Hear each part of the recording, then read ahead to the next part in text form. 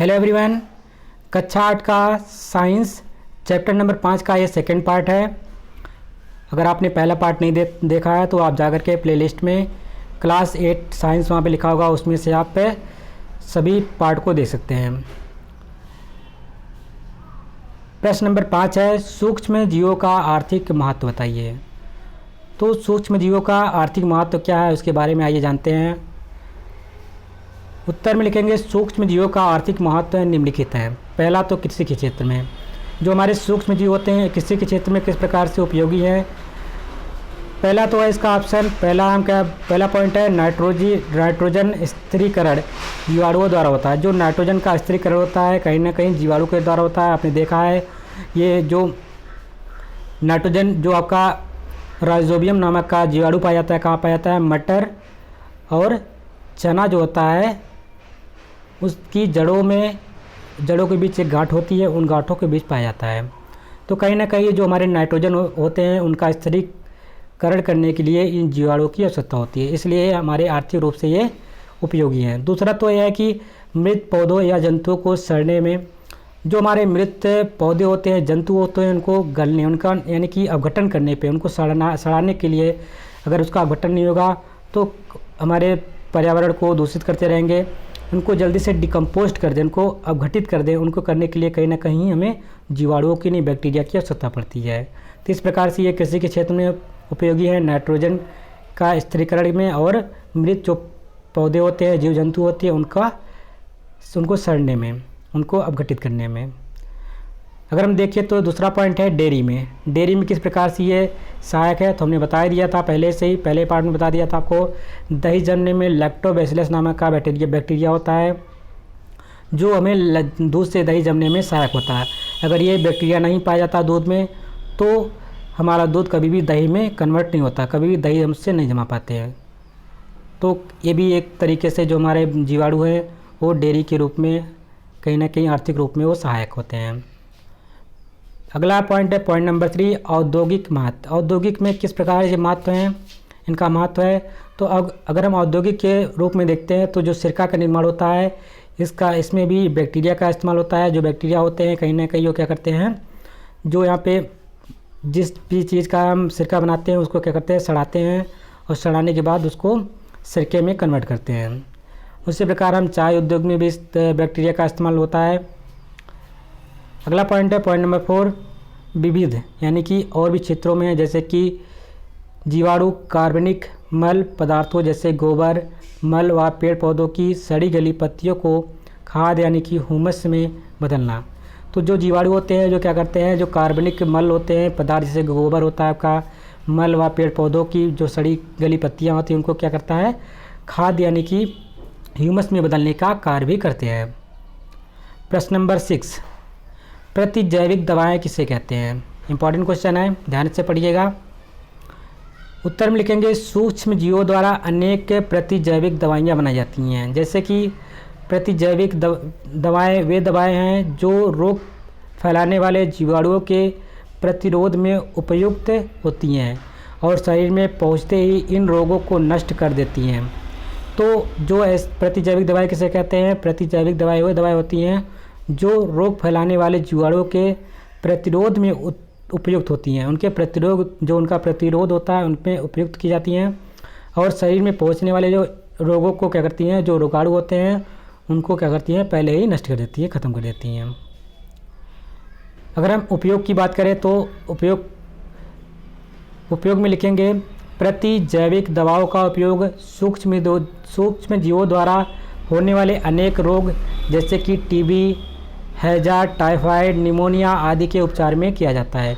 तो जो हमारे प्रतिजैविक दवाएं होती हैं उनका उपयोग हम कहाँ करते हैं, जो सूक्ष्म जीवों द्वारा फैलने वाले रोग होते हैं जैसे कि टीबी में, हैजा में, टाइफाइड में, निमोनिया में आदि के उपचार में हम इसका प्रतिजैविक दवाओं का उपयोग करते हैं। प्रश्न नंबर 7 आपका है टीकाकरण किसे कहते हैं। तो आप अक्सर सुनते होंगे हैजा का टीका लग रहा है, खसरा का टीका लग रहा है और क्या नाम है कि पोलियो का टीका लग रहा है। इस प्रकार से कई टीके लगते हैं बच्चे को जब वो जन्म जाते बच्चा होता है, तो उसी के बारे में हमको समझना है। तो उत्तर में लिखेंगे किसी बीमारी के विरुद्ध प्रतिरोधात्मक प्रतिरोधात्मक क्षमता विकसित करने के लिए जो दवा खिलाई या पिलाई जाती है, पिलाई या किसी अन्य रूप में दी जाती है, उसे क्या करते हैं, टीकाकरण कहते हैं। देखिए, सबसे पहले क्या होता है कि हमारे शरीर में अगर कोई भी टीका जो लगाया जाता है तो उसी प्रकार का जो हमारा एंटीबायोटिक होता है, जो वायरस से होता है, उसी प्रकार का हमारा शरीर में एंटीबायोटिक भी छोड़ा जाता है। तो हमारा जो शरीर में जो हमारे श्वेत रुधिर कणिकाएँ होती हैं, उनको जो हम बोला जाता है, उनको सोल्जर बोला जाता है। जो श्वेत रुधिर कणिकाएँ होती हैं उनको हम सोल्जर बोलते हैं। क्या करते हैं, सबसे पहले जो हमारी WBC होती हैं वो रोगों से लड़ती हैं। तो सबसे पहले अगर कोई फॉरेन पार्टिकल कोई रोग आ जाता है, अगर कम मात्रा में आया तो क्या करती है, सब मिल करके ये पहले ले जाती हैं, धीरे धीरे आपको एक कई रूप में रहती हैं, कई फॉर्म में रहती हैं। ये धीरे धीरे क्या करती हैं, जो रोग आता है, जो जीवाणु बैक्टीरिया आती है, उनको अपने अंदर धीरे धीरे समाहित कर जाती हैं और आपको उनको इनगल्फ कर लेती हैं, इनका भक्षण कर लेती है, उनको मार डालती हैं।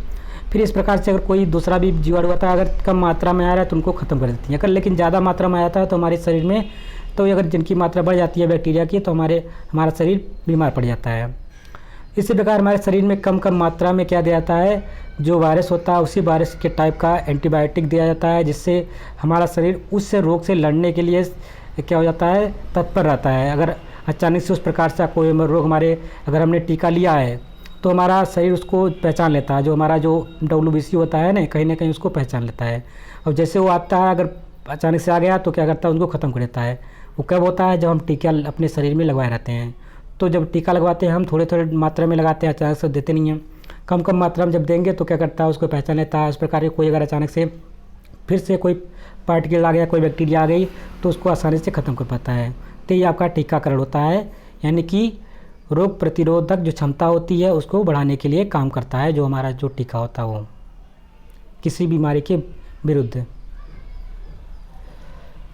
प्रश्न नंबर 8, सूक्ष्म जीवों में होने वाली बीमारियों तथा उनसे बचाव के तरीके बताएं। सूक्ष्म जीवों से कौन कौन सी बीमारियां होती हैं और उनसे कैसे बचा जा सकता है, इनके बारे में हमको लिखना है।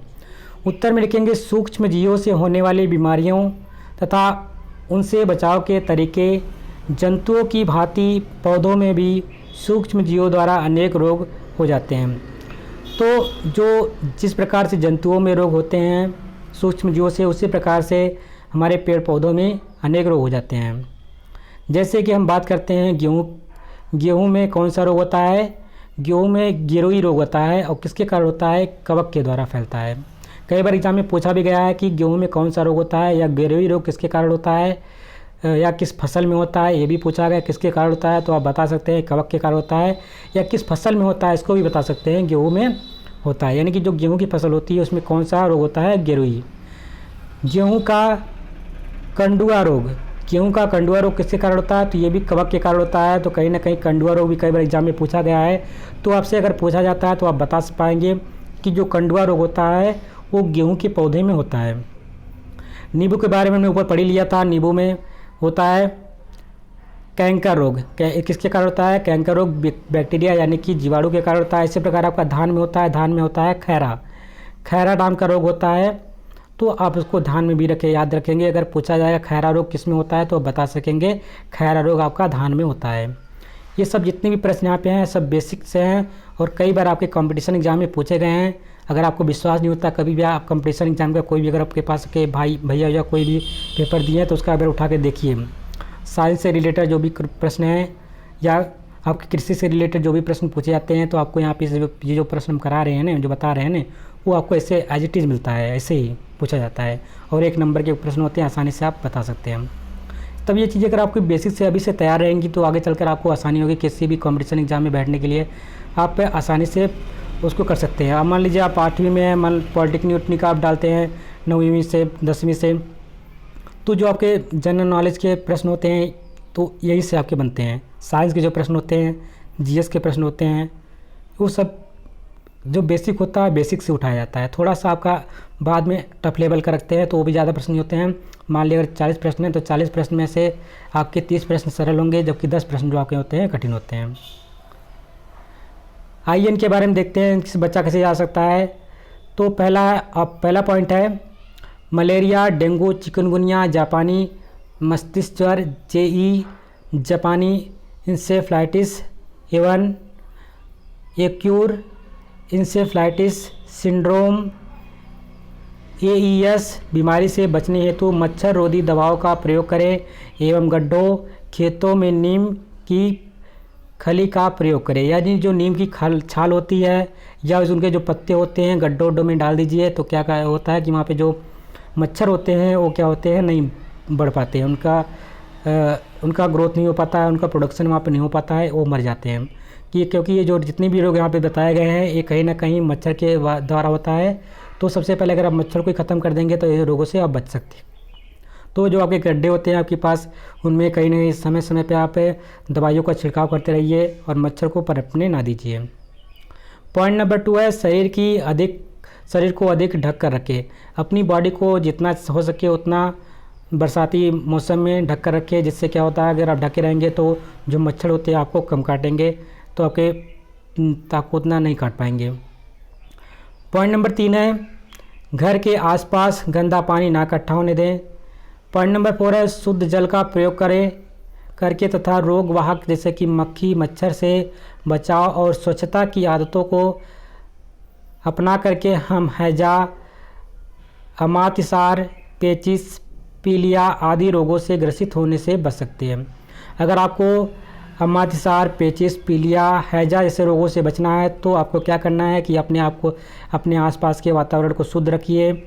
जो है मक्खी है मच्छर है उनसे अपने आप को बचा कर रखिए। ये आपके घर में आ नहीं पाएँ। अगर स्वच्छता रहेगी तो जाहिर सी बात ये नहीं आ पाएंगी। अगर स्वच्छता नहीं रहेगी, अगर आपके घर के आसपास से घर में स्वच्छता नहीं रहेंगी तो ये सब, और अपने जो शुद्ध आपका जो पानी होता है उसको भी शुद्ध पानी पीजिए। अगर आपका पानी शुद्ध नहीं आता है तो उसको आप बॉयल करके पानी पी सकते हैं। सबसे शुद्ध पानी होता है, आप उबाल के पानी को पीजिए। पॉइंट नंबर 5 है व्यक्तिगत स्वच्छता, जैसे कि स्नान, शरीर की सफाई, हाथ को साबुन से धोना, खांसी आने पर लोगों का मुंह पर रुमाल रखना आदि। अगर आज के समय में आप देख रहे होंगे सब लोग मास्क लगा के चल रहे हैं, और कहा जाता है दिन में जितनी बार अगर बाहर जाइए जब भी आइए अंदर घर के अंदर तो अपने हाथ पैर मुँह आपको हाथ को कम से कम दिन में 5 बार धुलना है। साबुन से धुलना है, जो भी साबुन आपके पास नॉर्मल साबुन है उससे भी धुल सकते हैं। तो अगर इस प्रकार से हम स्वच्छता अपनाते हैं, व्यक्तिगत स्वच्छता को भी अपनाते हैं, तो बीमारियां हमारे आसपास कभी भी फटकेंगी नहीं हैं, और आप बीमारी से आपको कभी भी कोई बीमारी नहीं लग सकती है। लेकिन आपको इन सब बातों को ध्यान में रखना होता है। अगर इन बातों को आप ध्यान में रखेंगे तो आप बीमार नहीं हो सकते हैं। और सफाई करते रहिए। और कोरोना जैसी बीमारी से लड़ने के लिए जो कोविड-19 है उससे बचने के लिए भी कहीं ना कहीं आपको स्वच्छता पे ज़्यादा ध्यान देने के लिए बात कही जाती है। कहा जाता है कि हमें साफ सफाई से रहें, अपने मुंह को ढक के रहें, मास्क लगा के जब भी बाहर जाएं मास्क लगा के जाएं, जब भी घर में आए तो अपने मुंह हाथ पैर को धो करके ही अंदर आएँ। और खाना पीना खाने से पहले जाहिर सी बात आपको हाथ मुँह धुलना है। आशा करते हैं आपको ये वीडियो अगर अच्छी लगी होगी तो आप इसको लाइक कर दीजिएगा, चैनल को सब्सक्राइब कर लीजिए और वीडियो को शेयर कर दीजिएगा। अगर आपने बेल आइकन को नहीं दबाया है तो बेल आइकन को दबा दीजिएगा। जब भी हम अपना वीडियो अगला डालते हैं तो उसका नोटिफिकेशन जो है आपके पास आसानी से पहुंच सकेगा और आप आसानी से वीडियो को देख पाएंगे। सबसे बड़ी बात यह है कि जितने भी यहाँ पे प्रश्न कराए जाते हैं वेरी इंपॉर्टेंट प्रश्न हैं, उनको आप अपनी कॉपी में ज़रूर नोट करेंगे। अगर आज अभी इसको नोट करे होंगे तो आगे चलकर आपके लिए बहुत ही ये बेनिफिशियल हो सकता है आपके आने वाले एग्ज़ाम के लिए। तो सिर्फ ये वीडियो सिर्फ क्लास 8 के लिए इम्पॉर्टेंट नहीं है। जो भी आप कंपटीशन की एग्ज़ाम की तैयारी करें जैसे सी-टेट, टेट या यूपी टेट, सुपर टेट, उनके लिए भी अति महत्वपूर्ण है। और जिनका इंटर्नशिप लगा होता है, जैसे कि वो लोग अपना ट्रेनिंग करने जाते हैं सरकारी कॉलेज या प्राइवेट कॉलेजों में, छोटे बच्चों को पढ़ाते हैं या 6 से लेकर के 8 तक, 6 से लेकर के 9 तक, या 1 से लेकर 5 तक, जो बीटीसी यानी कि डीएलएड वाले जो होते हैं या बीएलएड वाले होते हैं या बीएड या एमएड वाले होते हैं, इन सब का 1 महीने का इंटर्नशिप लगता है। तो उनके लिए भी यहाँ पे जो प्रश्न होते हैं बच्चों से, यही से प्रश्न आप पूछेंगे तो बेहतर रहेगा। और ये सब ऑथेंटिक प्रश्न हैं जो कि उनके एग्ज़ाम पॉइंट ऑफ व्यू से भी इम्पॉर्टेंट है। Thank you. जय हिंद, जय भारत।